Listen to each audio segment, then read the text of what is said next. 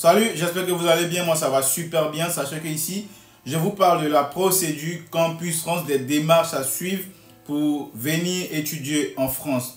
Aujourd'hui, je vais vous parler un peu voilà, de la date limite et je vais vous parler aussi de la pré-acceptation et tout, un peu tout. Donc, restez jusqu'à la fin de la vidéo parce que ça va beaucoup vous aider, vous qui faites la procédure. Nombreux m'écrivent en PV, on voit des messages pour dire que la date limite des réponses est passée et ils n'ont rien reçu. Normalement, la date limite des réponses était fixée au 30 avril, voilà, dans la plupart des pays qui font la procédure Campus France. Mais vu tout ce qui s'est passé, les bugs sur le site et tout, ça a comme ça été prolongé. Donc pour ceux qui n'ont pas encore reçu leur réponse de différentes universités, n'ayez pas peur, ne craignez rien. Parce que je me prends un exemple toujours.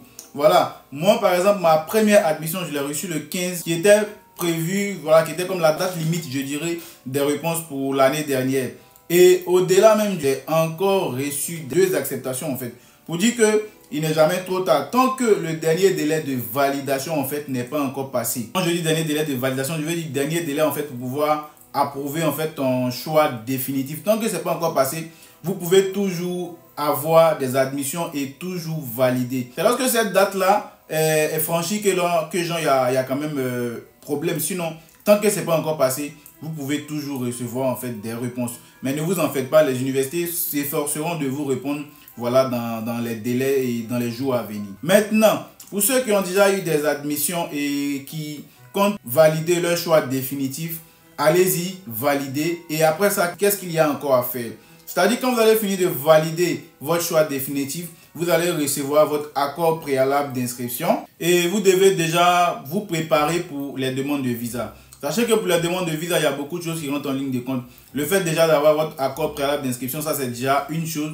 Et en plus de ça, il faut rajouter des documents, des justificatifs de logement et aussi des justificatifs de revenus, c'est-à-dire voilà, un garant financier ou un compte bloqué, je ne sais pas, mais je ne rentre pas trop en profondeur pour l'instant, mais je vais faire une autre vidéo où je vais vraiment parler de ça. Et donc du coup pour les logements, moi je vous conseille déjà de voir sur Le Bon Coin, Studapart et aussi de voir les villes dans lesquelles vous êtes accepté. Trouvez les logements privés, c'est-à-dire des résidences étudiantes privées et vous pouvez candidater là-bas. Et là-bas quand ils ont de la place et tout, et quand vous remplissez les conditions, vous pouvez aussi avoir des logements. Donc n'hésitez pas, mettez-vous à fond.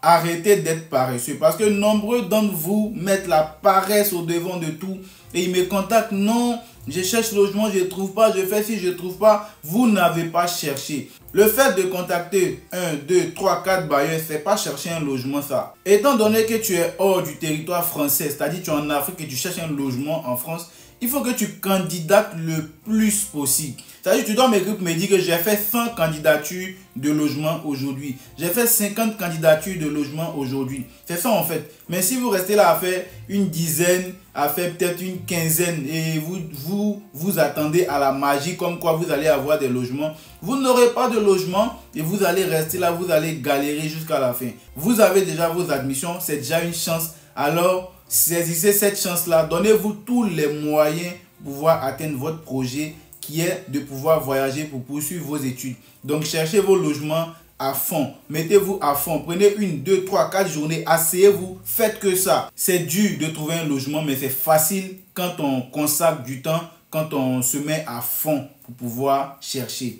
Donc, d'ici là, n'hésitez pas à mettre vos préoccupations en commentaire, de liker la vidéo, de commenter et de partager. Et à très bientôt pour une nouvelle vidéo sur les documents à fournir pour la demande de visa.